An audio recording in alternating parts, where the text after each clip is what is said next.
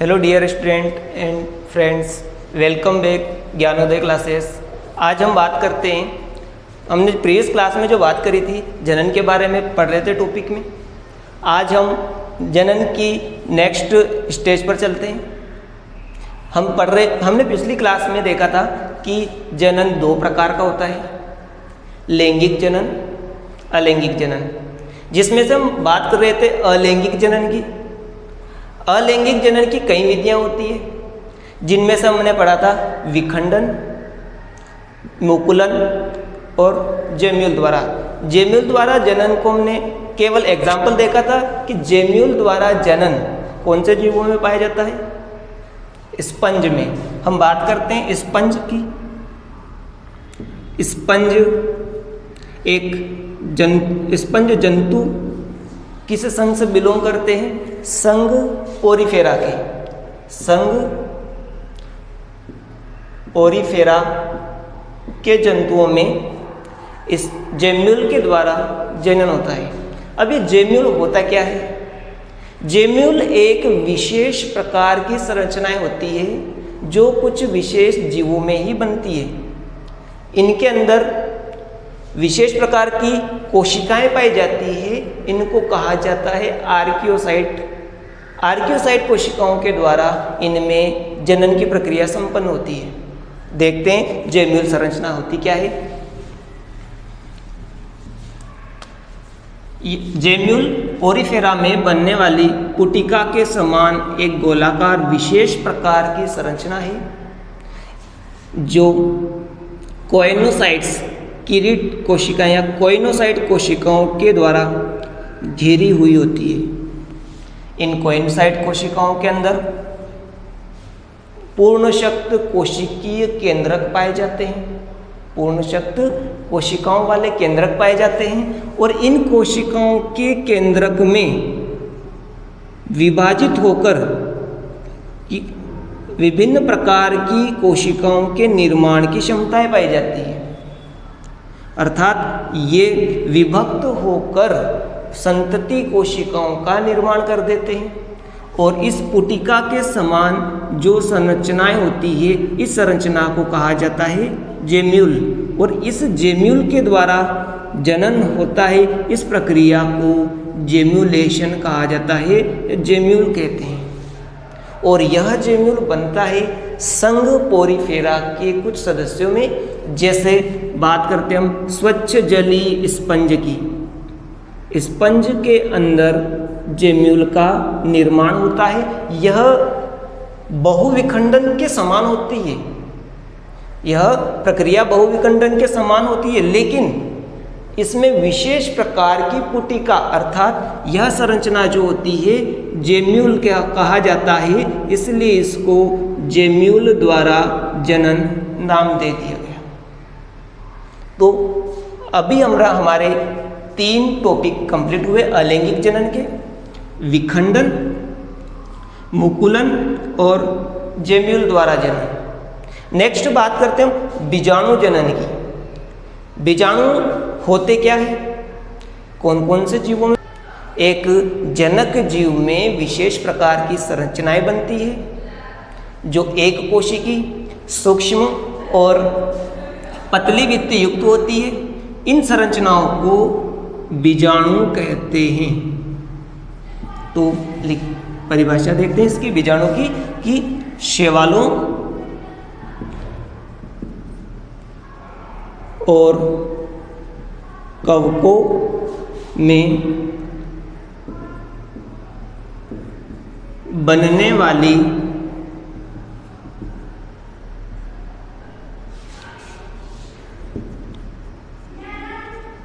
विशेष एक कोशिकी, सूक्ष्म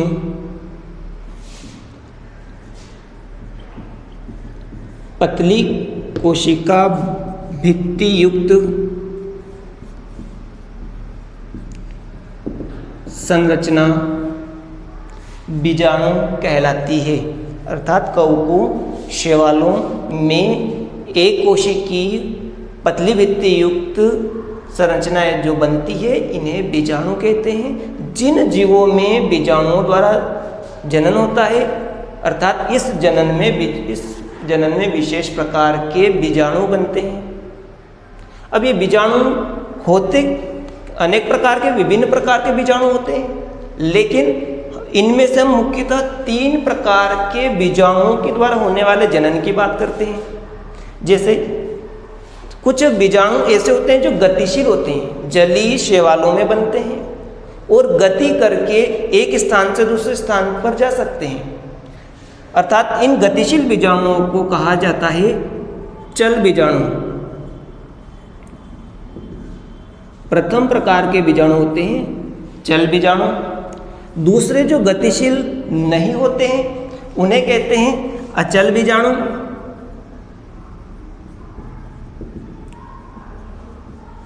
और कुछ बीजाणु अचल होते हैं लेकिन विशेष प्रकार की संरचनाओं में बनते हैं। कवकों के अंदर, कवक जाल के अंदर विशेष प्रकार के बीजाणु बनते हैं जिन्हें कहा जाता है कोनेडिया। तीसरे प्रकार के बीजाणु होते हैं कोनेडिया, और ये जिस संरचना में बनते हैं उन्हें कोनेडियमधर कहा जाता है। जिन कवकों में बनते हैं उस संरचना को, इन कोनेडिया बीजाणुओं को, ये बीजाणु कोनेडियमधर के अंदर बनते हैं। कोनेडियमधर नामक संरचना के अंदर कोनेडिया बीजाणुओं का निर्माण होता है। हम बात करते हैं शैवालों में। सामान्यतः शैवाल की बात करते हैं, एक कोशिकीय शैवाल और बहुकोशिकीय शैवाल में चल बीजाणुओं का निर्माण होता है। इसका उदाहरण है क्लेमाइडोमोनास। क्लेमाइडोमोनास नामक शैवाल में, अन्य कई शैवालों में भी चल बीजाणुओं का निर्माण होता है। अचल बीजाणुओं का निर्माण स्पाइरोगाइरा जैसे शैवालों में होता है, और कोनेडिया बीजाणुओं का निर्माण कवकों में होता है। सामान्यतः कवक तंतु में कवक जाल के ऊपर बनते हैं, जैसे पेनिसिलियम नामक कवक के अंदर। अन्य कवकों में भी कोनेडिया का निर्माण होता है।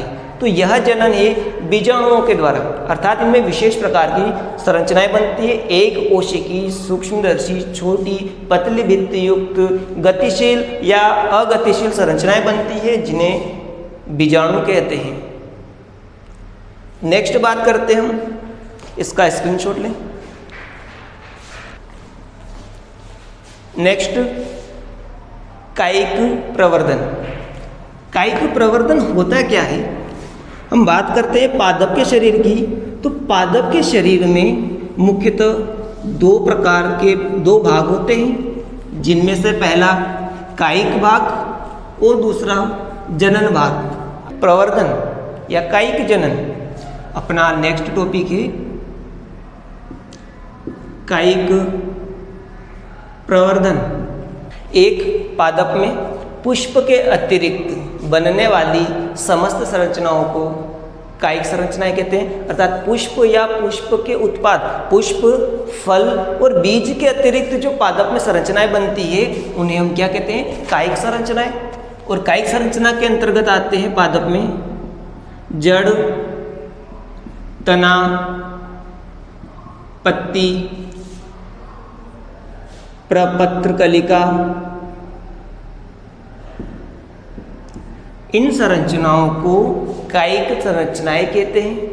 और कायिक संरचनाओं के द्वारा नए पादप को जन्म देने की प्रक्रिया, कायिक संरचनाओं के द्वारा नए पादप को जन्म देने की प्रक्रिया को कायिक प्रवर्धन कहते हैं। अर्थात पादप के कायिक भाग जैसे जड़, तना, पत्ती, प्रपत्र कलिकाओं के द्वारा नए पादप को जन्म देने की प्रक्रिया को कायिक प्रवर्धन कहते हैं। मुख्यतः हम कायिक भाग देखते हैं 3, जड़, तना और पत्ती। इन्हीं आधार पर कायिक प्रवर्धन 3 प्रकार का हो जाता है। जैसे जड़ के द्वारा कायिक प्रवर्धन, तने के द्वारा कायिक प्रवर्धन और पत्ती के द्वारा कायिक प्रवर्धन। कायिक प्रवर्धन में जिस संरचना के द्वारा नए पादप का निर्माण किया जाता है उसे कायिक प्रवर्ध कहा जाता है, कायिक प्रवर्ध कहते हैं। अर्थात वह संरचना जो नए पादप या नई संतति को उत्पन्न करने की क्षमता रखती है उस भाग को कायिक प्रवर्ध कहते हैं। जैसे किसी तने के द्वारा, तने के भाग के द्वारा, किसी भी पादप का तना होता है उसके भाग के द्वारा, टुकड़े के द्वारा एक नए पादप को जन्म दे दिया जाता है। जैसे आलू की बात करते हैं, आलू को, आंख युक्त आलू को काट कर बोया जाता है तो वो नए आलू को जन्म दे देता है। इसको क्या कहते हैं? कायिक प्रवर्ध। आलू के उस टुकड़े को कहा जाएगा कायिक प्रवर्ध। अर्थात जिस संरचना के द्वारा नए पादप का निर्माण किया जाता है उसे कायिक प्रवर्ध कहते हैं। कायिक प्रवर्ध जड़, तना, पत्ती और प्रपत्र कलिका होते हैं। हम बात करते हैं कायिक प्रवर्धन के प्रकार। ये कई प्रकार के होते हैं जिनमें से हम 3 प्रकार के पढ़ेंगे, जड़, तना और पत्ती के द्वारा कायिक प्रवर्धन। जिनमें से फर्स्ट है जड़ के द्वारा बाय रूट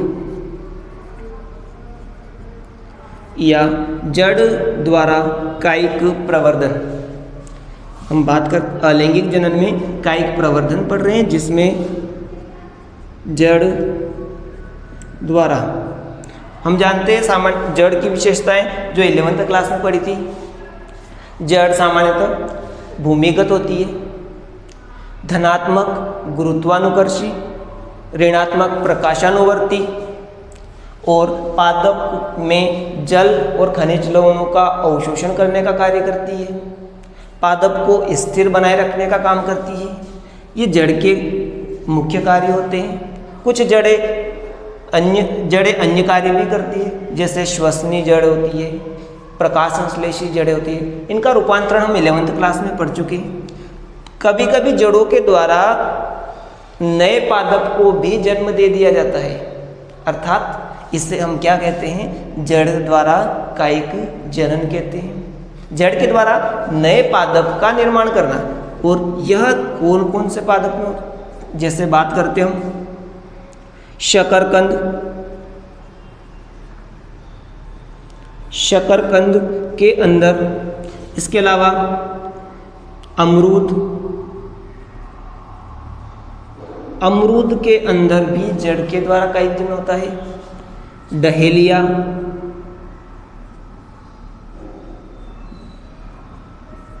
सतावर, इन पादपों के अंदर ये पादप जड़ के द्वारा कायिक जनन प्रदर्शित करते हैं। दूसरी बात करते हम पत्ती की। पत्ती, कभी कभी कुछ पादप में पत्तियां, ऐसे पादप जो दलदली आवास में पाए जाते हैं, कीचड़ वाले, वहाँ पर पत्तियों के ऊपर छोटी छोटी कलिकाएं बनती है और वो कलिकाएं टूटकर दलदल में गिरकर नए पादप को जन्म देने की क्षमता रखती है, जैसे बाय लीफ।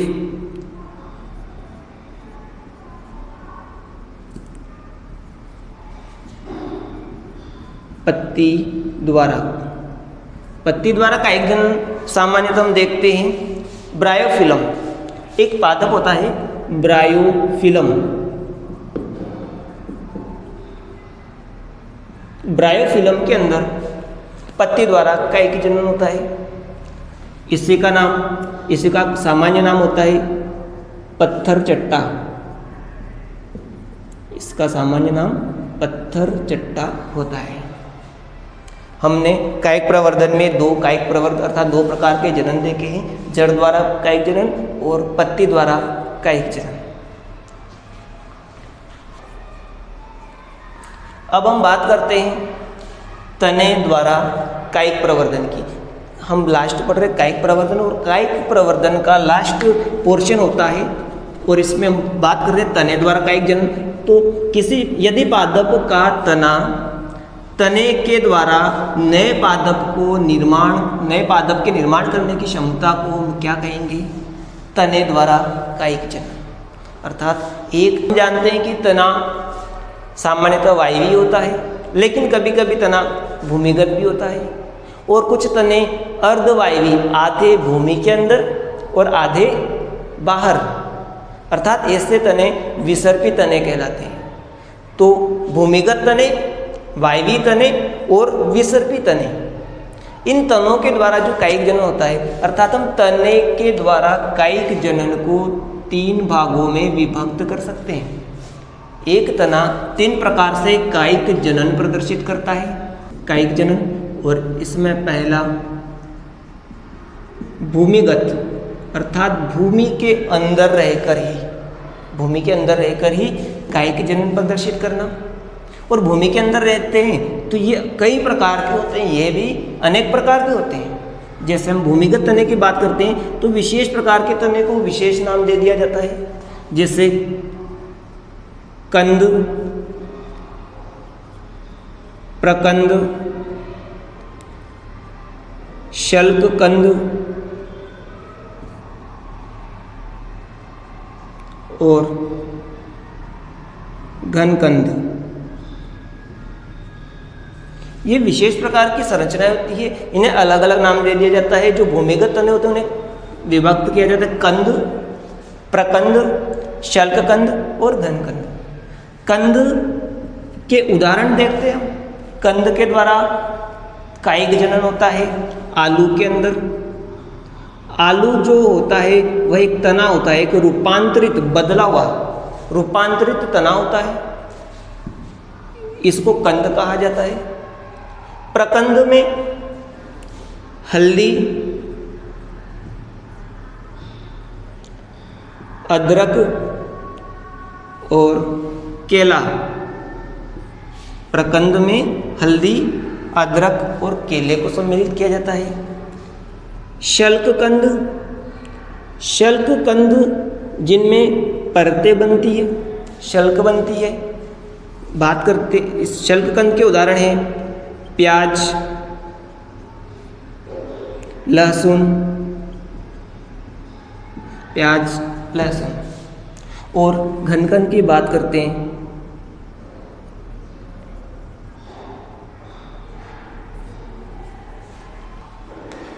घनकंद अशाखित होता है, और यह होता है, घनकंद की बात करते हैं, घनकंद पाया जाता है जमीकंद नामक पादप में। जमीकंद।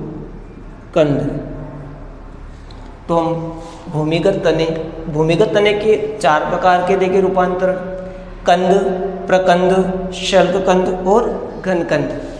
हम बात कर नेक्स्ट, पहला हो गया तने का भूमिगत तने।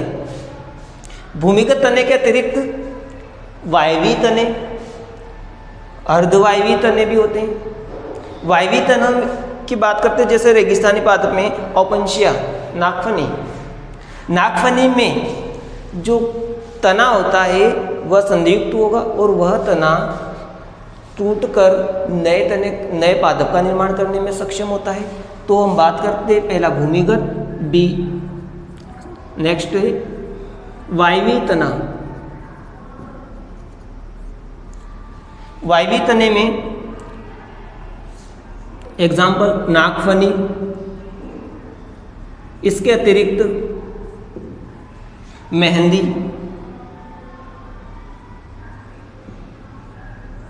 गुलाब,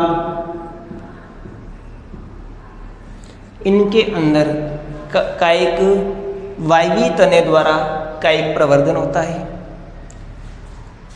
तने के 3 प्रकार हैं, भूमिगत, वायवीय और तीसरा प्रकार होता है अर्धवायवीय।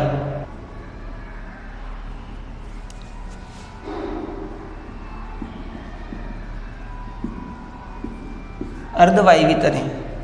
अर्धवायवीय तने विभिन्न प्रकार के होते हैं, जैसे ऊपरी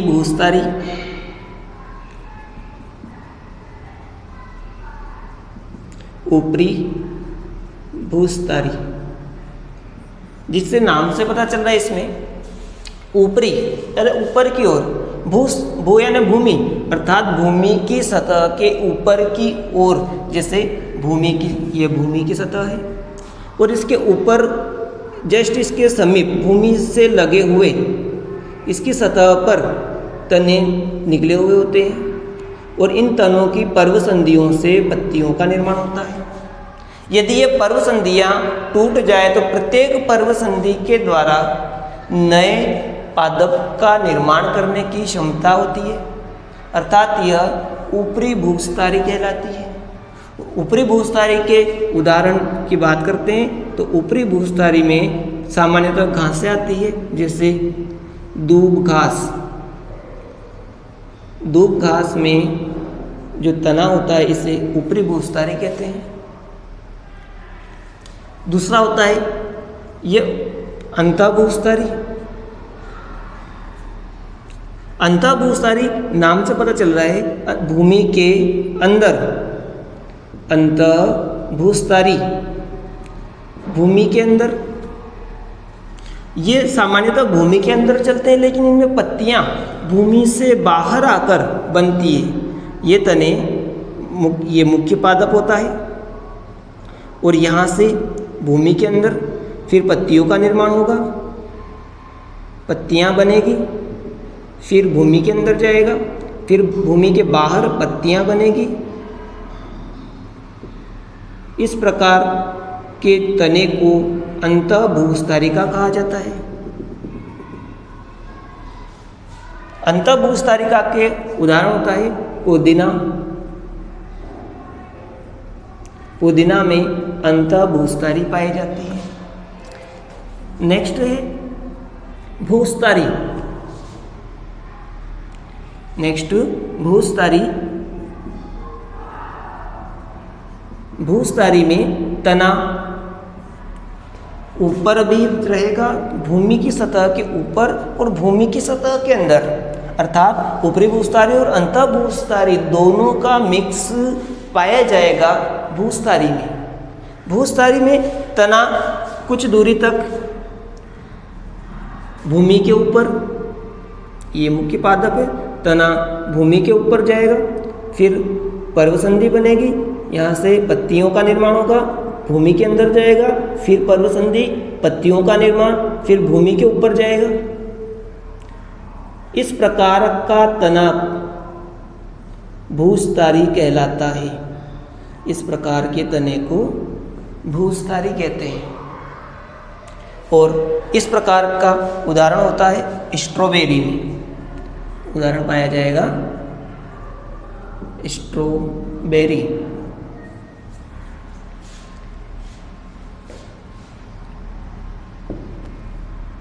नेक्स्ट एक और प्रकार होता है जो सामान्यतः जलीय जंतुओं में पाया जाता है, और जलीय जंतुओं में जो ऊपरी भूस्थारी के समान होगा बिल्कुल ऊपरी भूस्थारी के समान होता है, लेकिन पाया जाएगा जलीय पादप में। ऐसे तने को भूस्थारिका कहते हैं। इस प्रकार के तने को भूस्थारिका कहा जाता है।